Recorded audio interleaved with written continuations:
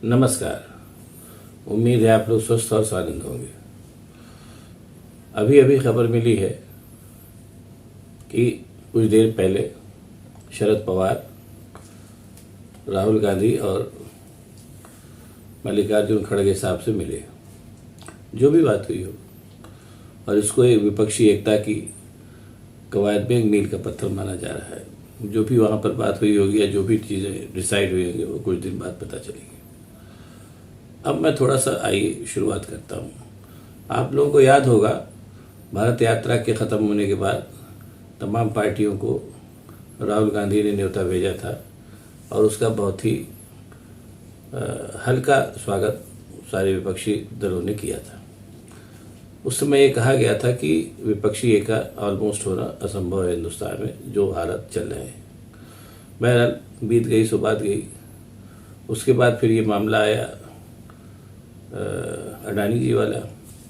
अडानी जी वाले मामले में राहुल गांधी ने डायरेक्ट हमला बोल दिया और उनके साथ और भी विपक्षी दल आए और ये हुआ कि अडानी को लेकर के तरह तरह की बातें कही गई और अडानी के साथ अपने प्रधान सेवक साहब का संबंध जोड़ा गया। उसके बाद फिर हमले राहुल गांधी ने तेज करने शुरू कर दिए और तब से उनकी एक ही रट है कि वो पहले ये बताया जाए कि जो शेल कंपनी का 20,000 करोड़ रुपया है वो कहाँ से आया। राहुल गांधी की इस रट का नतीजा ये हुआ कि उनकी संसद सदस्यता चली गई और बंगला पीछे। उसी समय मैंने कहा था कि अब विपक्षी एकता में तेजी आएगी, आप लोग देखिएगा, और वो मेरा कहा लग रहा कि सही था। उसके बाद फिर विपक्षी एकता सच में तेज होने लगी और अभी कल ही नीतीश कुमार और तेजस्वी यादव और आपके ये अरविंद केजरीवाल, ये लोग राहुल गांधी और खड़गे साहब से मिले। जो भी बात हुई हो, और आज शरद पवार साहब मिलने चले गए। शरद पवार का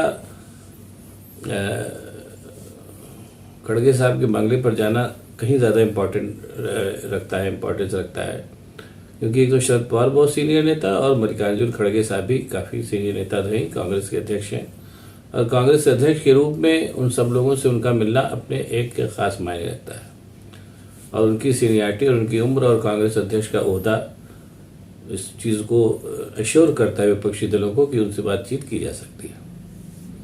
ये दावा तो खैर राहुल गांधी ने चल ही दिया खड़गे साहब को अध्यक्ष चुन करके कि परिवारवाद का दाग भी मिट गया, और खड़गे साहब की सीनियरिटी उम्र को देखते हुए कोई भी उनसे बात करने के लिए स्वतंत्र है और कर भी रहा है। एक तो ये बात हुई। अब जब राहुल गांधी ने ये कहा कि नरेंद्र मोदी और क्या नाम है अडानी के संबंधों पर सवाल उठाए, उनकी सदस्यता चली गई। उसके बाद से जितने भी विपक्षी दल थे उन्होंने एक स्वर से मोदी जी और क्या नाम है अडानी के संबंधों पर सवाल उठाना शुरू किया, और संसद में नारा, बाहर भी नारा लगा कि मोदी अडानी भाई भाई, मिल बांट के खाई मलाई, ये सब सारे नारे लगने लगे। ये सारी की सारी चीजें विपक्षी एकता की ओर बढ़ते कदम थे। अब जो पूरा सिनेरियो दिख रहा है वो बहुत साफ साफ दिख रहा है कि, और हाँ, उसको ये भी मुझे कहना चाहूँगा कि ये जो विपक्षी एकता की जो मुहिम जारी है और तेज़ होती जा रही है, उसके पीछे कहीं ना कहीं एक बात वो भी अपना काम कर रही है कि जितनी भी भारतीय जनता पार्टी की सहयोगी पार्टियां थी, चाहे शिवसेना थी, चाहे जो भी थी, और मध्य प्रदेश में तो देख ही रहे हैं आप लोग क्या हुआ, तो उस तरीके से जितनी विपक्षी पार्टियां थी उनको ये भी भय लग गया कि भारतीय जनता पार्टी के साथ उनका भविष्य सुरक्षित ही नहीं है, बल्कि ये बात तय है कि हो सकता है उनको नष्ट ही होना पड़े। महाराष्ट्र में जो शिवसेना का शुरू हुआ वो जग जाए। इससे भी विपक्षी एकता को धार मिली और चीज़ें आगे बढ़ चली। अब आज जो, जैसा मैंने बताया कि कल जो हुआ था कि कल नीतीश कुमार और आपके क्या नाम तेजस्वी यादव, अरविंद केजरीवाल वगैरह सब खड़गे साहब से मिले, और आज शरद पवार साहब उनसे मिलने पहुंच गए। ये चीज़ अपने आप में जाहिर करने के लिए पर्याप्त है कि विपक्षी एकता को लेकर के अब सारे दल सीरियस होने लगे हैं, और खड़गे साहब के रूप में उनको एक अभिभावक से एक आदमी मिल गया है जो चीज़ों को मिल बैठ के डिसाइड करेगा कैसे क्या किया जाए। ये प्रक्रिया जो है तेज हो गई है और शुरू हो गई है। अब इसमें एक चीज़ और भी होगी जो कालांतर में, अभी बहुत जल्दी है, 24 के चुनाव आने में बहुत देर है अभी। अब जो इस पूरी जो विपक्षी एकता की जो शुरुआत हुई है, उसमें कहीं ना कहीं लोगों के अंतर्विरोध भी सामने आएंगे जो आने भी लगे हैं और आने चाहिए भी, लेकिन उनको उन अंतर्विरोधों को सुलझाने के लिए अभी एक अच्छा खासा समय है। ये साल भर बहुत होता है।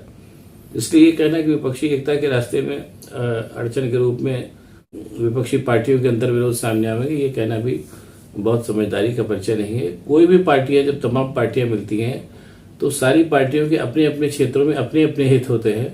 उन सारे हितों को एक लिमिट तक रखा जाता है और एक लिमिट तक उनको विलय किया जाता है, ताकि वृहत स्तर पर विपक्षी एकता हो सके। और उसके पहले कांग्रेस ने जो अपना एक वृहदाकार रूप का क्या नाम है, हट छोड़ करके और विपक्षी एकता की तरफ आगे कदम बढ़ाया, जैसा सोनिया गांधी पहले कर भी चुकी हैं, आप लोगों को याद होगा।